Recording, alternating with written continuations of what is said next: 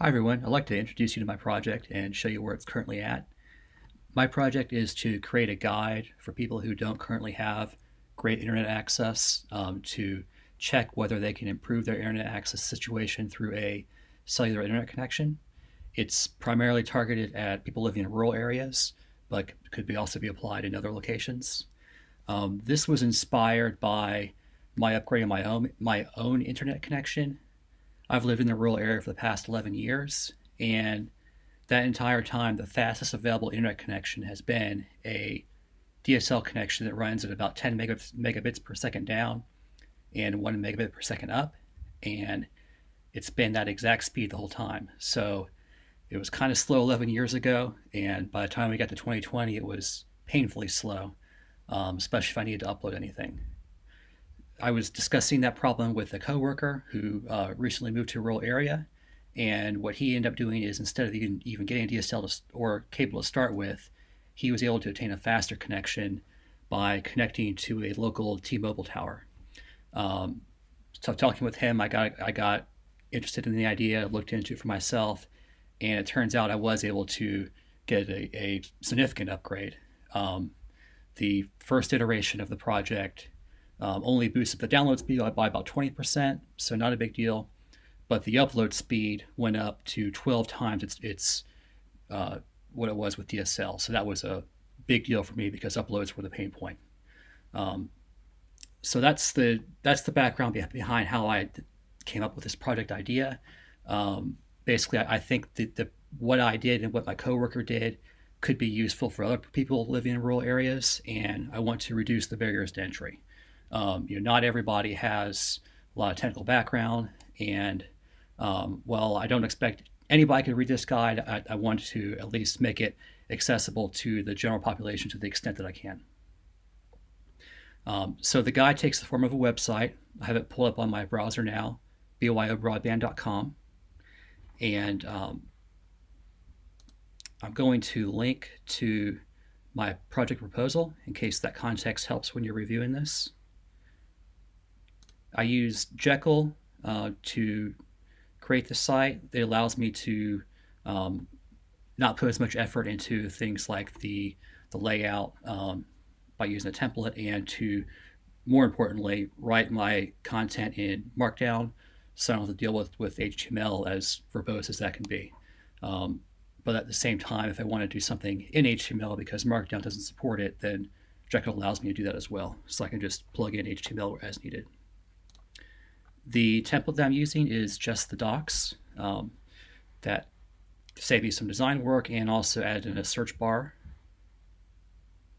I'm using GitHub to provide version control, so that's been real handy. So now that I've given you that background of what I'm using for the site, I'll show you the site itself. There are two basic things the site provides. One is it provides some case studies showing concretely 3 examples of setting up cellular internet access in a rural area. And then there's also a guide to walk you through the process of setting up access. So I'll show you the case studies section first. I broke this up into 3 example configurations.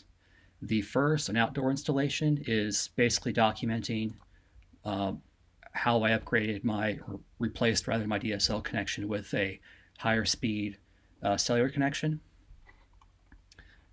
Walks through some of the background that I discussed earlier in this call and shows what I did. So here's a topological map showing the tower I'm connected to on the left with my home on the right. Talks about the working prototype that I set up initially. This is a picture of the configuration I mentioned earlier that on the first iteration gave me a nice improvement on the upload speed. Discusses the experimentation I did with different antennas. For example, here's a higher gain antenna that I tried out briefly. Didn't actually help, but I experimented with it. Shows how I looked at the signal strength while evaluating antennas. Discusses the 2 antenna configurations that I tried and ultimately settled on. One of the issues I ran into with this is Wi-Fi actually ended up being a bottleneck, so I discussed that. and then does some wrap up describing what the final configuration looks like, as well as the economics of that switch. In short, it did cost me almost $700 to set up, but it will be, that money will be made back in about 9 months from what I'm saving versus the DSL connections. I then have two less verbose example configurations. One is an indoor install, which is much simpler. It basically is just a hotspot plugged into an indoor antenna, so a lot less work to set up, a lot less technical expertise required, and cheaper. So that's meant as kind of a middle of the road option. And I also provide an example of how to go real simple and just tether to a cell phone, but overcome the issue that cell phones have where if you tether to them over Wi-Fi, you pretty much have to be close to the cell phone. So I have an example configuration here where you're USB tethering to an access point, which then allows you to place the cell phone wherever you get the best signal and not have to be right next to the cell phone to get internet access. So that's the case study sections of the site. The rest of the site is dedicated to guiding somebody through setting up something like this for themselves. So if we scroll down, we see these 4 steps, and that's the process that I broke this down into. First, you would check coverage. So that page is pretty US-centric. It discusses how to check Verizon, AT&T, Sprint, and T-Mobile to determine which of those providers look viable for getting internet access to your home. And if more than one is viable, then it shows you how to choose between them. Next, the pick a data plan page walks you through how to choose a specific data plan on that provider's network. That includes both deciding whether to use that specific provider directly. So for example, in my case, the AT&T's network looked most promising. So at this point I would ask, well, do I want to use AT&T directly or one of their resellers?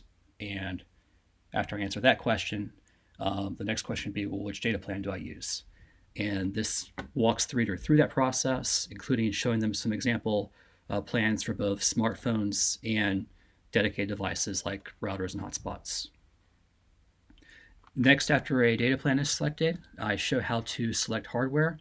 This is the area that I've been working on this weekend, actually, and as of the time I shoot this video, it is most of the way complete, and hopefully by the time you watch this, it'll be fully finished. But this walks through the process. I try to break it down into a few steps where the reader can stop as soon as they obtain their goal.